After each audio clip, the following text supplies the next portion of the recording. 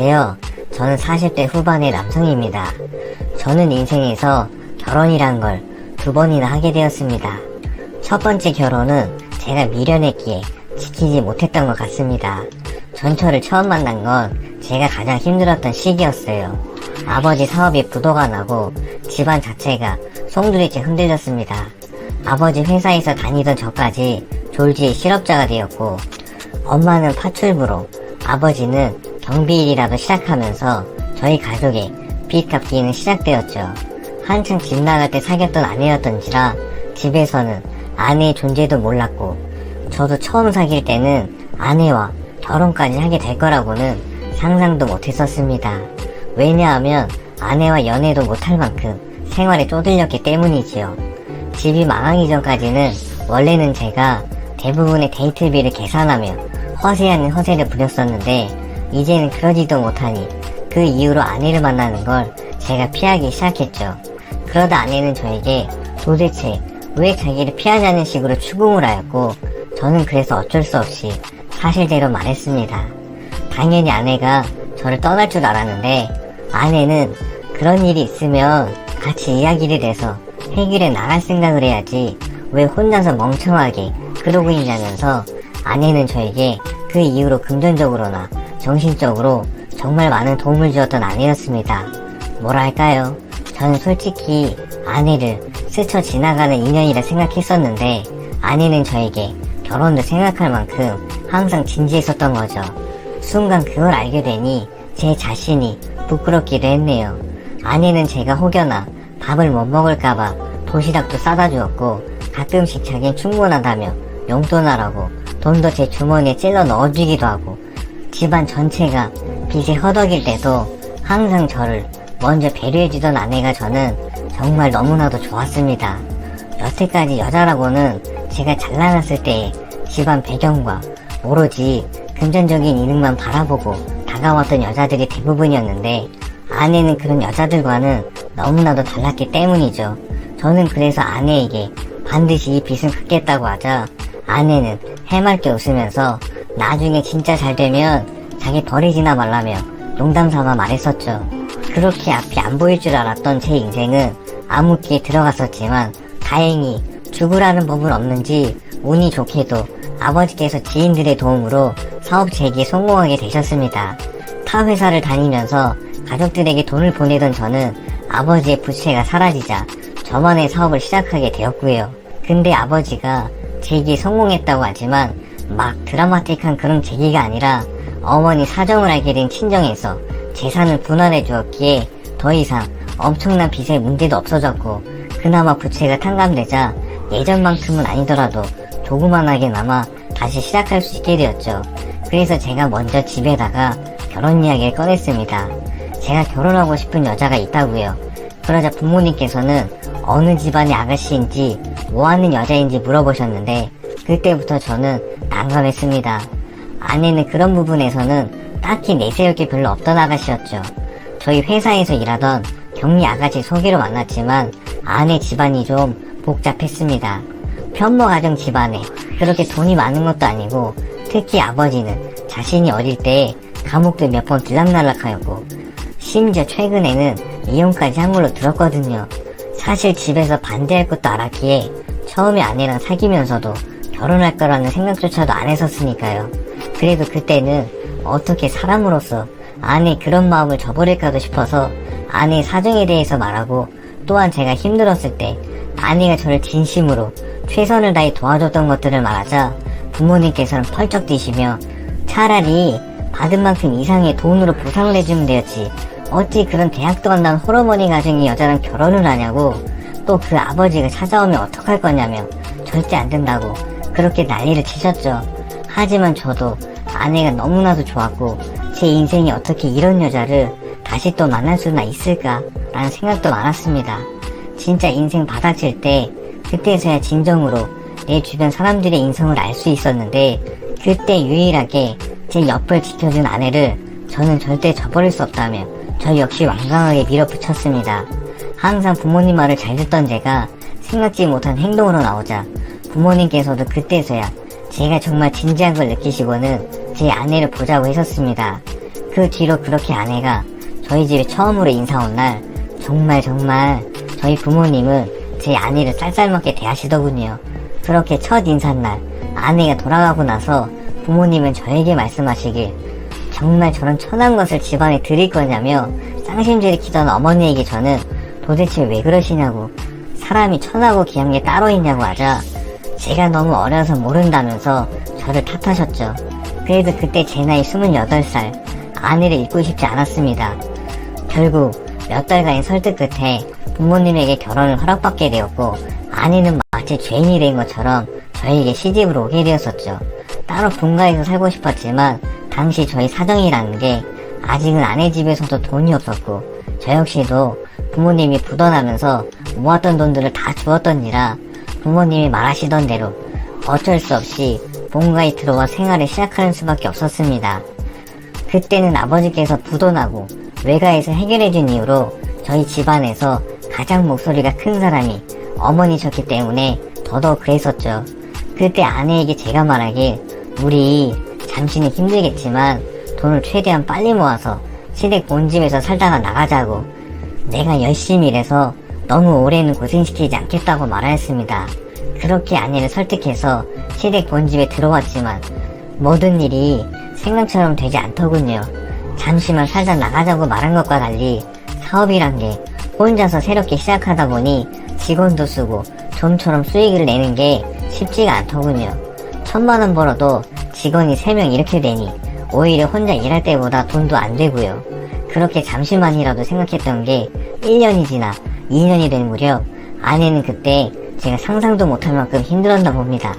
제가 대부분의 시간을 낮에 나가 밤 늦게까지 일을 하니 제가 늦게까지 안 들어오면 아내가 저에게 연락이 와서 제발 오늘은 집에 오면 안 되겠냐고 물을 정도였고, 아내는 그렇게 날이 갈수록 말라가는 게 눈이 보였습니다.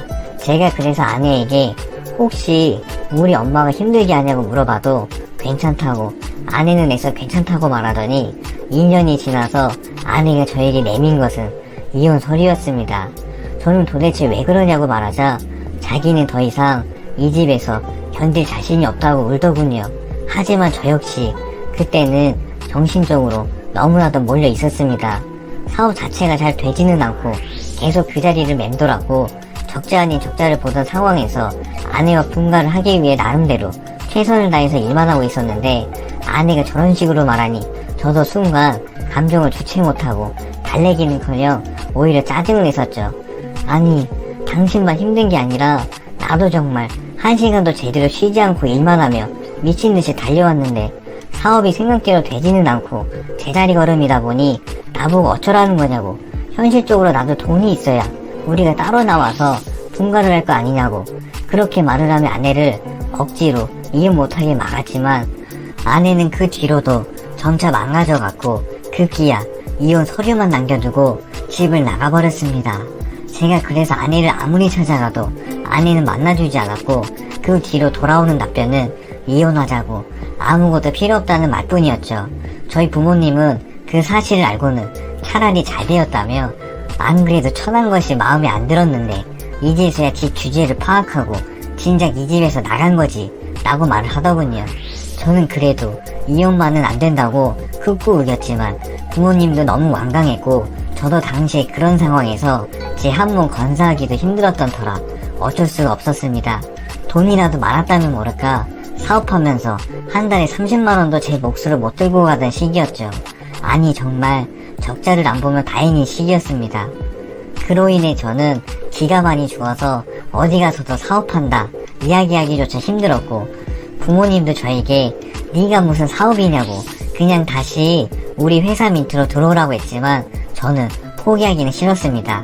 그때 아내의 고통을 대충이나마 짐작은 하고 있었지만 이 모든 일들이 제가 돈을 많이 벌어서 분가했었다면 안 일어나지 않았을까 라는 생각과 돈이 없어서 집이 망했을 때 느꼈던 상실감, 결국 또 돈 때문에 아내까지 잃어버렸다는 상실감이 순간적으로 큰 파도처럼 밀려오듯 목받쳐 오르더군요. 아내와 이혼을 한 그때부터는 회사에서 먹고 자다시피 하며 6년을 매달렸습니다. 처음 2년간은 진짜 회사 직원들 월급 나눠주고 나면 한 달에 50만원 들고 가기도 힘들었지만 저에게는 꿈이 있었고 주변에서 포기해라 말해도 열심히 했습니다. 그래도 그 뒤로 2년이 지나고 나니까 그간의 노력들이 보상이 되었는지 점차 더 많은 일들이 들어오기 시작했고 50만원이 500만원이 되고 1000만원이 되고 2000만원이 되기까지 그렇게 제 28살부터 36살까지의 청춘을 다 바쳐서 했었네요. 결혼한 지 2년이 지나 이혼 후에는 30살 때부터 36살까지 여자 한 번 만나지 않고 일만 했습니다. 부모님은 재혼하라며 억지로 손도 잡아놓고 했지만 마지못해 선 나가는 게 다였고 나머지는 일 중독자라고 부를 정도로 일만 하면서 살았습니다. 이제 먹고 살만해지니까 마음의 여유도 조금씩 생기면서 문득 전처가 생각이 났습니다. 지금의 저라면 아내를 지킬 수 있을 텐데 라는 생각이 들었고 연락까지도 해봤지만 처가는 이사를 갔는지 행방조차 알 수가 없더군요. 그렇게 되자 저도 마음속에서 전처를 점점 잊어버리게 되었고 36살이 된 무렵에는 새롭게 여자를 만나 연애를 하기 시작했습니다.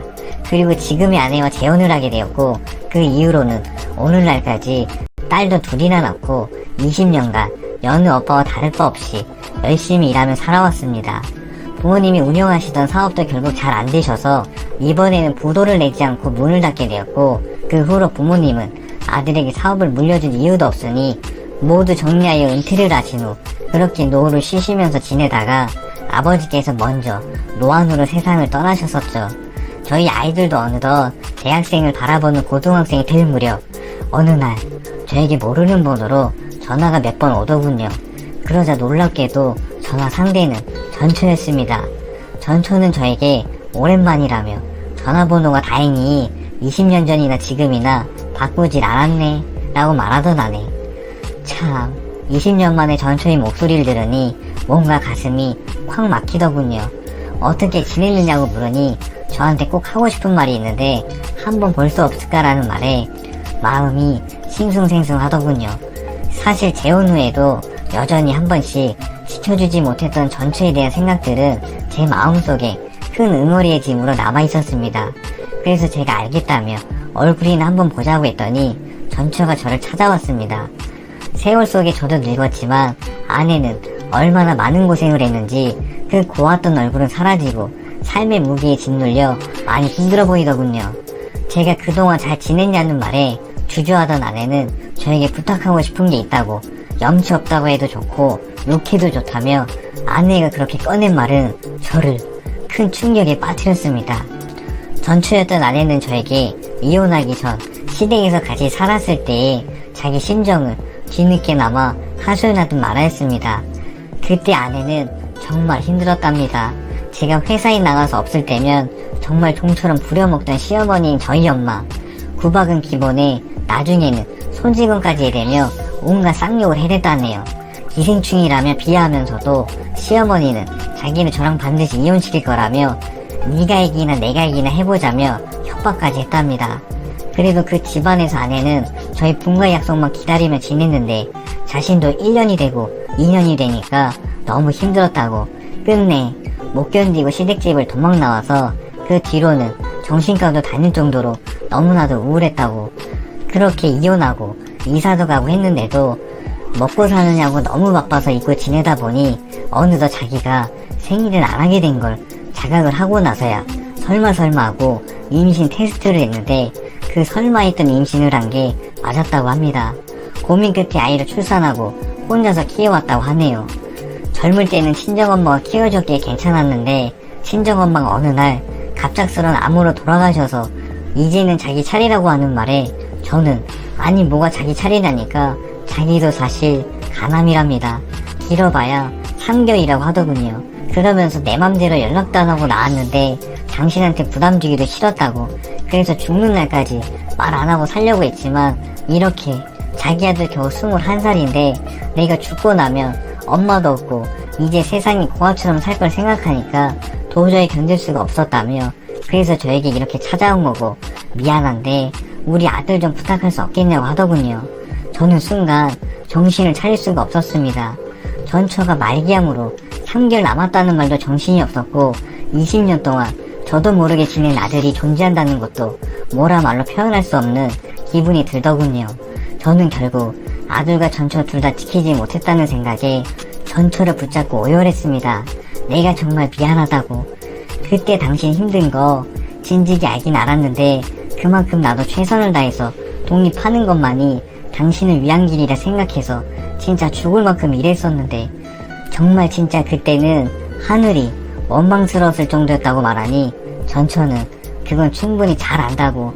당신은 버텼는데 내가 못 버텨서 도망친 거라 오히려 자기가 미안하다며 펑펑 우는 전처를 저는 끌어안고 서로 하염없이 울었네요. 전처에게 아들은 제가 어떻게든 책임지겠다고 말하고 집으로 돌아왔지만 생각처럼 현재의 아내에게 그 이야기를 한다는 게 현실적으로 보통 일은 아니었습니다. 제가 재혼할 때도 애 없던 남자라 결혼을 할 수 있었던 거지, 초혼인데 저랑 결혼한 아내에게 갑자기 저에게 20살이 넘는 아들이 있다는 말을 하면 얼마나 충격 먹을지 생각하니 그 뒤로 몇 날 며칠을 고민하다 끝내 이야기했었습니다. 당연히 그날 참 많이 힘들었네요. 짐까지 싸서 친정으로 돌아가던 아내를 붙잡고 저도 불가항력이었다니까 이래서 재혼남이랑 결혼하면 안 되었다는 등의 말들을 저에게 쏘아붙이고는 겨우겨우 설득 끝에 어차피 다 큰 성인이니까 이 집안에 들이지 않고 제가 도움을 주는 걸로 합의를 보았습니다. 그렇게 설득 후에 20년 만에 처음 아들을 보던 날, 왜 아들과 저는 둘 다 서로 처음 보면서 이 유머를 눈물이 나는 건지 그냥 무작정 인사보다도 미안하다는 말만 했었네요. 이 아빠가 그때는 힘이 없고 모자란 인간이어서 너와 엄마를 이렇게 힘들게 했다고요. 그 뒤로 아들과 만난 지 2달 만에 전초는 세상을 떠났고 아들은 지 엄마를 닮았는지 저를 먼저 배려합니다. 자기한테 너무 시간을 많이 쏟으면 아빠 지금 아내분과 자식들에게 미움받을 거라며 자기는 이제 성인이고 대학생이니까 너무 신경 안 써주셔도 된다며 대학비만 주시는 걸로도 충분하다고는 제가 넉넉히 주는 생활비도 있음에도 계속 아르바이트도 하고 일하면서 돈을 모으고 있습니다. 아들을 보니 참 여러가지 감정이 들더군요. 문제는 앞으로입니다. 전초와 잃어버린 제 아들을 되찾게 된 이후로는 제 가족들과의 관계가 많이 미묘해지게 되었습니다. 더 이상 지금 아내와의 관계도 사실상 예전만 못하게 애매해져 버렸고 아들의 향후의 문제나 재산 분할 문제 그리고 딸 둘의 문제 무엇보다 더 큰 건 지금 제 어머니와의 문제입니다. 이 모든 상황을 만든 원인이 제 어머니라고 생각이 드니 제 어머니지만 치가 떨리며 더는 별로 보고 싶지가 않습니다. 어머니는 여전히 자기는 그때 저를 위해서 어쩔 수 없이 그렇게 할 수밖에 없었다는 식으로 우기기만 하고요. 세상 일에 정답은 없다고 하지만 저는 어떤 선택들을 해야 할지 참으로 난감하네요. 저는 앞으로 이제 어떻게 살아가야 하나요?